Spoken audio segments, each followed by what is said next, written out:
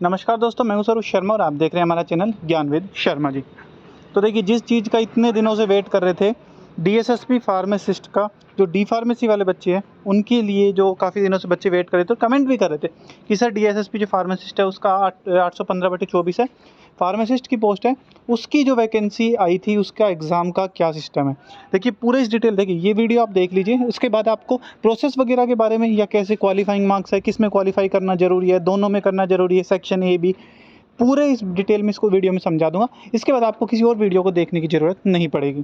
तो देखिए, सबसे पहले खुशखबरी ये है कि आपकी एग्ज़ाम डेट घोषित हो चुकी है। मैं आपको एक बार ऑफिशियल भी दिखा देता हूँ।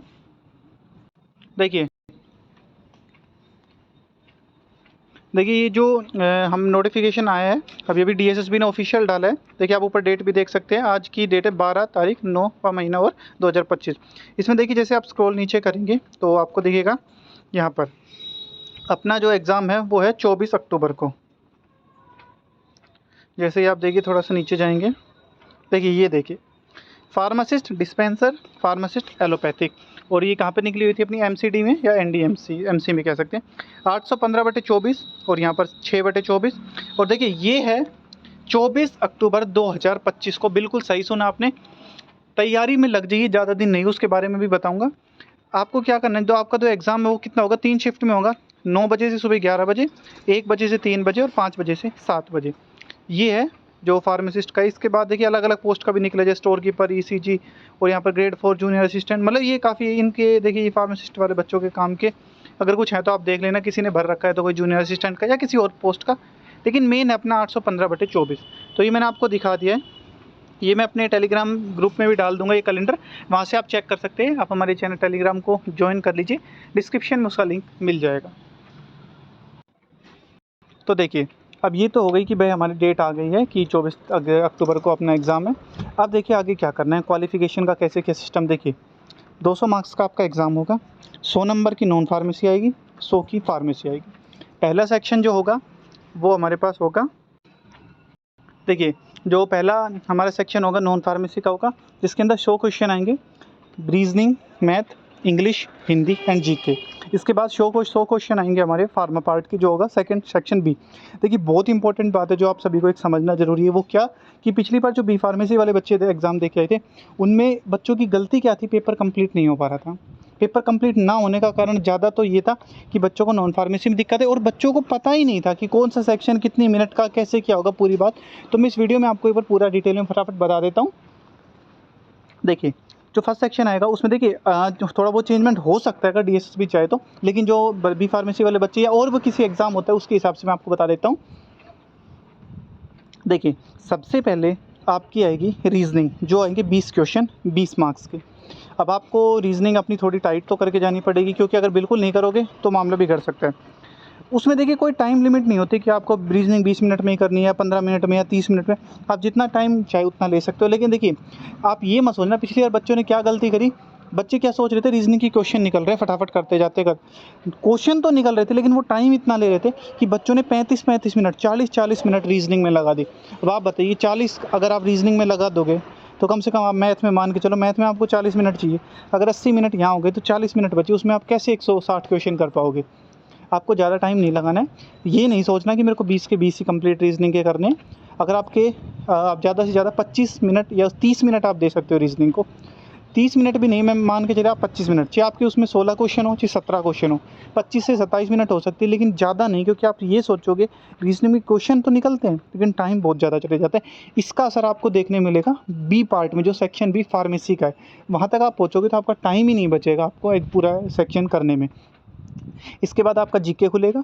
जीके में आपको ज़्यादा से ज़्यादा 4 मिनट या 4 मिनट का काफ़ी है, 4 या 5 मिनट 20 क्वेश्चन के लिए, क्योंकि देखिए जीके में ये क्वेश्चन आता है तो करो, नहीं आता तो अगले पे चलो। इसके बाद आएगा अपना मैथ।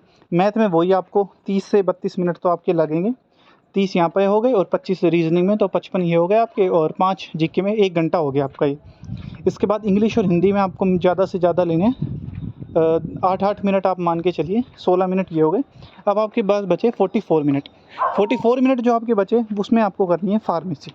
फार्मेसी के 100 क्वेश्चन। तो देखिए बी फार्मेसी कब की बार जो एग्ज़ाम आया था उसमें बताया जा रहा है कि ठीक ठाक पेपर था, जो फार्मेसी पार्ट ठीक था, और नॉन फार्मेसी में तो देखिए सभी को दिक्कत थोड़ी आती है। आपको क्या करना है नॉन फार्मेसी के लिए, प्रीवियस ईयर जितने भी एग्ज़ाम है ना उन सभी के कर जाना, उससे बाहर कुछ भी नहीं आएगा। नॉन फार्मेसी में लगभग रिपीट होते हैं, रिपीट मतलब टर्म ये नहीं कि बिल्कुल एग्जैक्ट वो का वही क्वेश्चन डाल दिया, मतलब जो पैटर्न है वो सेम है और क्वेश्चन उसी टाइप के आते हैं। हाँ, डिजिट वगैरह चेंज कर देते हैं, क्वेश्चन उसी लेवल के आते हैं।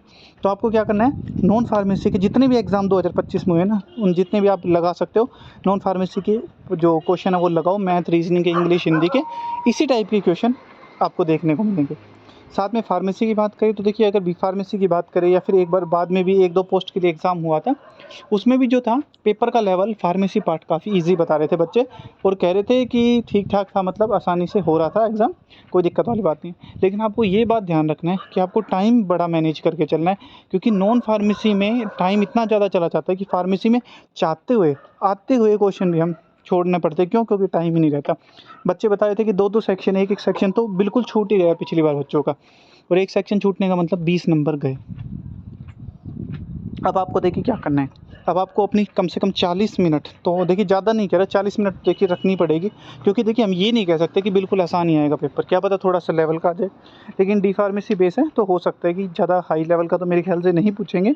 अगर बी फार्मेसी में कुछ लेवल ज़्यादा नहीं रखा तो डी फार्मेसी में भी नहीं रखेंगे। तो आपको क्या करना है, अपनी तैयारी में लग जाओ, जितना हो सके उतना रिवीजन कीजिए, सारे सब्जेक्ट्स को लेके चलिए। आपको फार्मेसी में 40 मिनट कम से कम बचानी है। उन 40 मिनट के अंदर आपको 5 के 5 सेक्शन करने हैं, मतलब 8 मिनट आपको एक सेक्शन के लिए मिलेगी। 8 × 5 40 हो जाएगी मिनट आपके। तो 8 मिनट में आप 20 क्वेश्चन आराम से कर सकते हो मेरे ख्याल से फार्मेसी के, अगर वन लाइनर टाइप आएंगे क्वेश्चन। देखिए हाई लेवल के क्वेश्चन ज़्यादा नहीं आएंगे डीएसएसबी में, जो अब की बार अगर पैटर्न के हिसाब से चले जो बी फार्मेसी में है। क्वालिफ़िकेशन की बात करूँ तो देखिए क्वालिफ़िकेशन में क्या है, क्वालिफ़िकेशन में ये है कि आपको सेक्शन बी जिसमें फार्मेसी आती है उसमें आपको मिनिमम 40% मार्क्स लेके आने पड़ेंगे। जनरल कैटेगरी के लिए बता रहा हूँ, और जो भी रिजर्वेशन है वो अपने देख लीजिए कितना कितना है।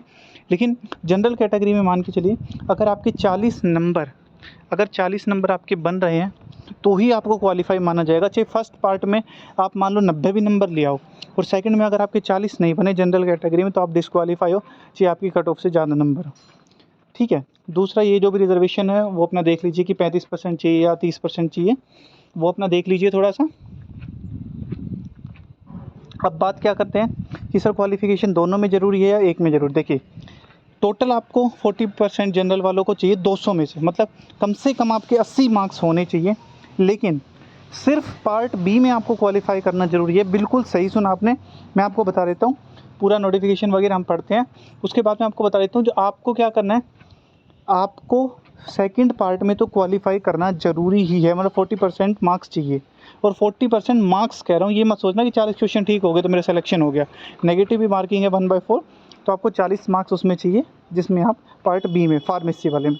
नॉन फार्मेसी में चाहिए आपके अगर मान लो 39 भी आ गए, 30 भी आ गए ना, तो आप डिस्क्वालीफाई नहीं होंगे। लेकिन हाँ ये है कि आपको नॉन फार्मेसी में ठीक ठाक मार्क्स लेने पड़ेंगे ताकि आप कट ऑफ क्लियर कर पाओ।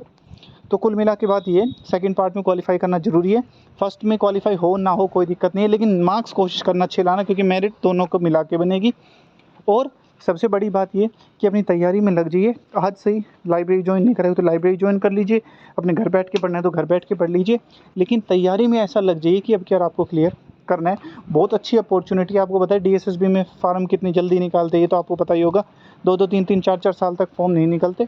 अब की बार है मौके पे चौका मारना है, करना है काम। और सभी बच्चों को बेस्ट ऑफ लक। कोई भी डाउट हो आप हमें कमेंट कर सकते हो, स्ट्रैटेजी में बीच में बताता रहूँगा। अगर आपको कोई भी डाउट हो तो वो कमेंट कर सकते हैं। इसी के साथ धन्यवाद।